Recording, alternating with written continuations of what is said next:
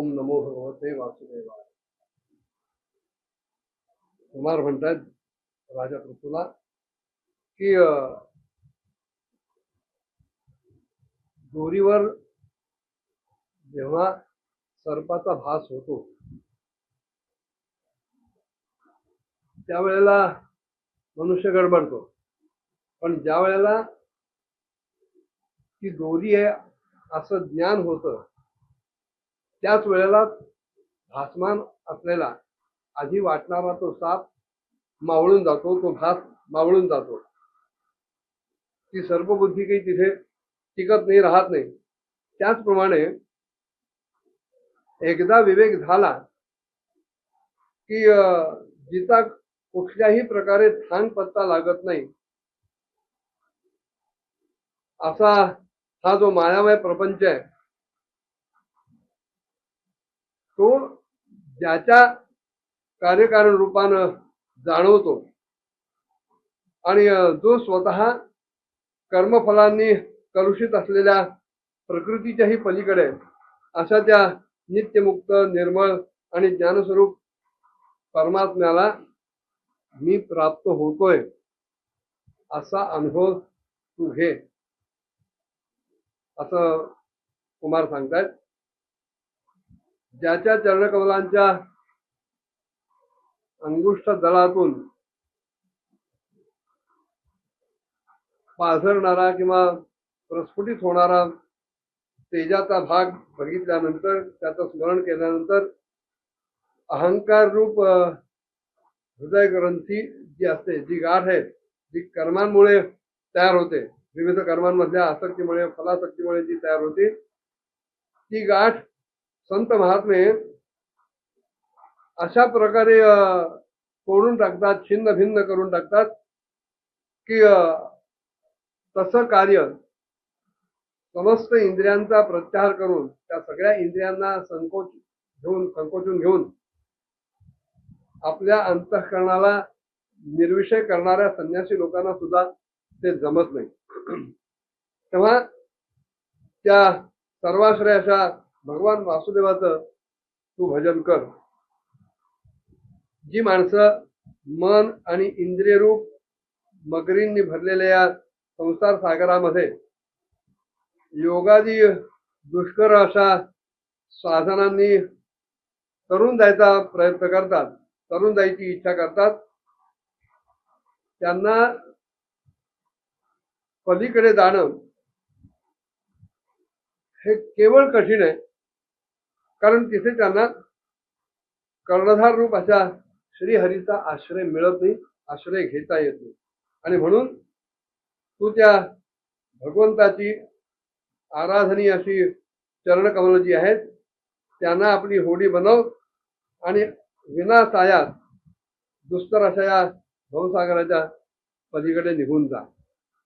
मैत्रेय विदुरजींना सांगतायत की ब्रह्मदेवांचे हे जे 4 मानसपुत्र आहेत, जे आत्मज्ञानी आहेत, ज्यांना सनत कुमार असं म्हणतात, त्यांनी अशा प्रकारे आत्मतत्वाचा उपदेश केला आणि महाराज पृथूनं तो स्वीकारला. आणि नंतर त्यांची पुष्कळ अशी प्रशंसा करत तो म्हणाला, कृतोमेनुग्रह पूर्वम हरणार्थानुकंपिना समापादयितुम ब्रह्मन भगवन यूयमागत आहे. महाराज, दीनदयाळ अशा श्रीहरीनं माझ्यावर आधीच एक कृपा केली होती आणि ती कृपा पूर्ण करण्यासाठी म्हणूनच आपण लोक माझ्या समोर उपस्थित झालात. आपण अतिशय दयाळू आहात, दयावान आहात. ज्या कार्यासाठी आपण इथे आलेले आहात, प्राप्त झालेले आहात, ते कार्य आपण सर्वांनी अतिशय उत्तम रीतीनं संपन्न केलंय, पूर्ण केलंय. आता मी याच्या मोबदल्यात आपल्याला काय देऊ? कारण माझ्याजवळ केवळ शरीर आहे आणि या शरीराबरोबर जे काही आहे हे सगळं त्या महापुरुषांचा प्रसादच आहे. राजा म्हणतोय की प्राण, स्त्री, पुत्र सगळ्या प्रकारची सामग्री यांनी भरलेलं हे राज्यभवन, हे राज्य, ही सेना, ही पृथ्वी, हा कोश, हे सगळं खरं बघितलं तर आपल्याच मालकीच आहे. आणि म्हणून हे सगळं मी आपल्याच श्रीचरणांशी अर्पित करतो. कारण वास्तवामध्ये सेनापतित्व, राज्य, दंडविधान आणि संपूर्ण लोकांचं शासन, राज्य करण्याचा अधिकार हा वेदशास्त्रांचे ज्ञाते असलेल्या ब्राह्मणांनाच आहे, अन्य कोणाला नाही. सेनापतींच्या राज्यांच्या दंड नेतृत्वमेवच सर्व लोकाधिपत्यांच्या वेदशास्त्र विदर्हती, वेदशास्त्रविद अर्हती. ज्यांना वेदशास्त्रांचं ज्ञान आहे, पूर्णता ज्ञान आहे, यथार्थ ज्ञान आहे, अशा ब्राह्मणांनाच वस्तुतः सेनापतित्वाचा, राज्याचा, दंडविधानाचा, संपूर्ण लोकांवर राज्य करण्याचा अधिकार आहे, अन्य कोणाला नाही. कारण ब्राह्मण स्वतःच जे असेल ते खातो, सेवन करतो, स्वतःच जे असेल ते पांघरतो, परिधान करतो, आणि स्वतःच्या जवळची वस्तू जी असेल ती दान करतो. पण अन्य ते कोणी आहेत क्षत्रियादी वर्णातील माणसं, ती ब्राह्मणाच्याच कृपेनं खाण्यासाठी अन्न मिळवतात. स्वमेव ब्राह्मणो भुंक्ते स्वम वस्ते स्वम ददाति च तथैव अनुग्रहेण अन्नम भुंजते क्षत्रियादयः.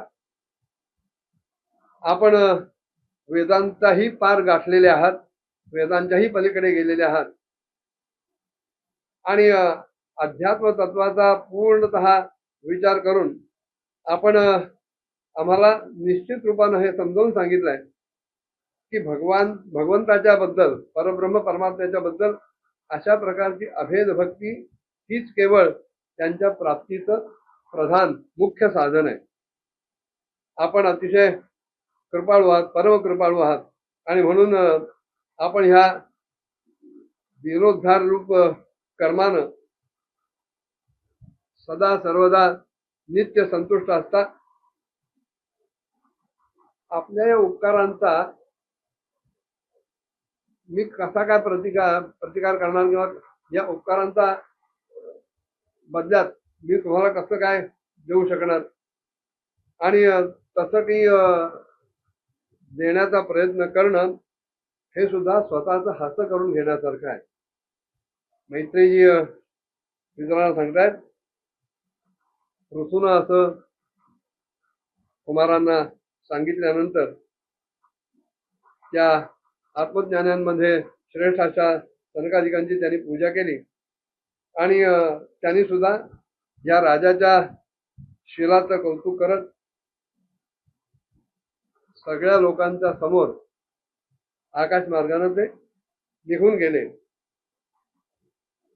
महात्मा जनांमध्ये अग्रगण्य असलेल्या महाराज पृथूंनी त्यांच्याकडनं आत्मोपदेश मिळवला, आणि त्यानंतर चित्ताच्या एकाग्रतेनं तो आपल्या आत्म्यामध्येच स्थिर झाला, आणि म्हणून स्वतःच्या ठिकाणी कृतकृत्यतेचा त्याला अनुभव यायला लागला. कर्माणि च यथा कालम यथा देशम यथा बलम यथोचितम यथा वित्तम अकरोत ब्रह्मसात करतम. आणि त्यानंतर पृथू महाराजांनी ब्रह्मार्पण बुद्धीनं आपला सगळा वेळ, आपलं ते स्थान, आपली शक्ती, न्याय आणि धनाच्या अनुसार सगळी कर्म त्यांनी केली, आणि अशा प्रकारे एकाग्र चित्तानं सगळ्या कर्मांची फळं भगवंताला अर्पण करून आत्म्याला सगळ्या कर्मांचा साक्षी आणि प्रकृतीच्या पलीकडे असलेला जाणून ते सगळ्यापासून पूर्णतः अलिप्त झाले. ज्याप्रमाणे सूर्यदेव सगळीकडे प्रकाश पसरवतो, पण तरी सुद्धा ज्यांच्यावर त्याचा प्रकाश पडतो त्या सगळ्या वस्तूंच्या, पदार्थांच्या गुणदोषांपासून सूर्यदेव अलिप्त असतो, निर्लेप असतो. त्याचप्रमाणे सार्वभौम अशा साम्राज्य लक्ष्मीनं संपन्न असलेला, गृहस्थाश्रमामध्ये राहून सुद्धा अहंकार शून्य असलेला हा राजा इंद्रिय आणि त्यांचे विषय याच्यामध्ये कधीही आसक्त राहिला नाही. अशा प्रकारे आत्मनिष्ठेमध्ये स्थित होऊन सगळी आपली जी कर्तव्य कर्म आहेत ती योग्य त्या रीतीनं त्यांनी पार पडली. सगळी अनुष्ठानं व्यवस्थित त्यांनी केली आणि आपली पत्नी अर्ची हिच्यापासून आपल्याला अनुरूप असे त्याला 5 पुत्र प्राप्त झाले. त्या 5 मुलांचे नाव आहेत विजिताश्व, धूम्रकेश, हर्यक्ष, द्रविण आणि वृक. आणि हे सगळे आत्माबाई पुत्र नामाचे या न्यायानं महाराज पृथूचे म्हणजेच भगवंताचे अंश होते. आणि ते वेळोवेळी जेव्हा जेव्हा आवश्यकता वाटेल तेव्हा जगातल्या सगळ्या जीवांच्या रक्षणासाठी एक एकटेच सगळ्या लोकपालांचे गुण धारण करत आपलं काम करत असत. आपलं उदार मन, प्रिय आणि हितकर वाटेल असं वचन बोलणं, आपली अतिशय आकर्षक आणि देखणी मनोहर मूर्ती आणि आपल्या ठिकाणचे सौम्य गुण याद्वारे ह्या 5 पुत्रांनी प्रजेचं रंजन करत जणू की दुसराच चंद्रमा असावा अशा प्रकारे त्यांचा राजा हे आपलं नाव त्यांनी सार्थक केलं. सूर्य ज्याप्रमाणे उन्हाळ्यामध्ये पृथ्वीवरचं पाणी आकर्षून घेतो आणि वर्षाकाळी पुन्हा ते पाणी पृथ्वीवर त्याचा वर्षाव करतो, त्याचप्रमाणे आपल्या किरणांनी सगळ्यांना तापही पोहोचवतो. नेमक्या ह्याच पद्धतीनं या पृथ्वीराजांनी कररूपानं प्रजेचं धन घेतलं आणि ते दुष्काळासारख्या अवर्षणासारख्या वेळेला मुक्त असताना प्रजेच्या कल्याणासाठीच वापरलं आणि सगळ्या प्रजेवर आपल्या सत्कर्माचा प्रभाव त्यांनी जमवून ठेवला. पृथू महाराज हे तेजामध्ये अग्नीसारखे दुर्धर्ष असह्य होते, इंद्रासारखे अजय होते, पृथ्वीसारखे क्षमाशील होते आणि स्वर्गासारखे सगळ्या माणसांच्या समस्त कामना पूर्ण करणारे होते. वेळोवेळी त्यांनी प्रजाजनांना तृप्त करून मेघासारखं त्यांचं जे काही अभिष्ट होतं तो सगळा अर्थ त्या सगळ्या मनोकामना त्यांनी पूर्ण केल्या. दोन्ही हातांनी त्यांना भरभरून दिलं आणि समुद्रासारखेच ते अतिशय गंभीर आणि पर्वतराज सुमेरू सारखे अतिशय धैर्यवान सुद्धा होते. अशा प्रकारचं गुणवर्णन ऋतुराजांचं मैत्रेयींनी विदुरांकडे केलं. आणखीन कसे होते, महाराज पृथू हे दुष्टांचं दमन करण्यामध्ये यमासारखे कठोर होते, भयंकर होते आणि हिमालयासारखे आश्चर्यपूर्ण वस्तूंचा संग्रह करण्यातही कुशल होते. आपला कोश समृद्ध करण्यासाठी ते कुबेरासारखं वर्तन करीत आणि आपलं धन लपवण्यासाठी ते वरुणासारखं वागत. शारीरिक बल, इंद्रियांचं कौशल्य, पटुता, पारंगतता आणि सर्व प्रकारचा पराक्रम या बाबतीत ते गतिशील अशा वायूसारखे होते आणि तेजाची असह्यता बघायला गेलं त्यांच्यात तर ते भगवान शंकरांसारखे असह्य होते. भगवान पृथू सौंदर्यामध्ये कामदेवासारखे होते, उत्साहामध्ये सिंहासारखे होते, वात्सल्यामध्ये मनु महाराजांसारखे होते आणि माणसांच्या राज्यामध्ये माणसांवर आधिपत्य गाजवण्यामध्ये सर्व समर्थ अशा ब्रह्मदेवांसारखे ते होते. परब्रह्माचा विचार करताना ते ज्ञानसंपन्न अशा बृहस्पतींसारखे होते. इंद्रियांवर विजय मिळवण्याची जेव्हा पाळी येते, वेळ येते, तेव्हा ते साक्षात भगवान श्रीहरींसारखे होते. आणि त्याचप्रमाणे गायी, ब्राह्मण, गुरुजन आणि भगवत भक्तांची भक्ती करणं, लज्जा, विनय, शील आणि परोपकार इत्यादी गुणांमध्ये त्यांच्यासारखा मात्र कोणीही नव्हता. परंतु या सम हा असं ते म्हणतात, तर ह्या सगळ्या विषयांमध्ये पृथूंना त्यांची बरोबरी करणारा कोणी नव्हता. आणि असं म्हटलं जातं की त्रैलोक्यामध्ये सगळीकडे उच्च स्वरानं त्यांची कीर्ती गायली जात होती, की स्त्रियांच्या कानांमध्ये ज्याप्रमाणे ती कुंडलं डुलत असतात तशीही त्यांची कीर्ती सगळ्या प्रजाजनांच्या ठिकाणी आनंद देत होती. आणि त्यांची बरोबरी करणारा शोधायचाच म्हटला तर भगवान प्रभू रामचंद्र, दाशरथी राम यांच्याशिवाय दुसरा कोणी त्यांच्या तुलनेला उभा राहील असा कोणी राजा पुरुष नव्हता.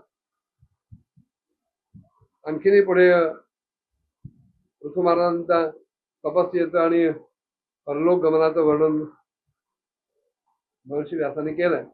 ते काय होतं पुढच्या भागात बघूया. ओम नमो भगवते वासुदेवाय.